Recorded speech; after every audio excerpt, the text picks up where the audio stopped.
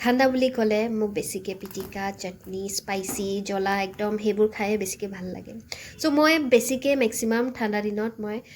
এইবোৰ বনাইহে খাওঁ আপোনালোকে ভাল পায়নে যদি পায় তেনেহ'লে কমেণ্ট কৰি দিব আৰু এইফালে দেখিছেনে মই ৰাতিৰ সাজ বনাই আছোঁ আৰু দাইলখিনি বইল কৰি দিছোঁ দাইলত দিছোঁ মই কচু বিলাহী আৰু আলু দিছোঁ কাৰণ মই আলুটো বেঙেনাৰ লগত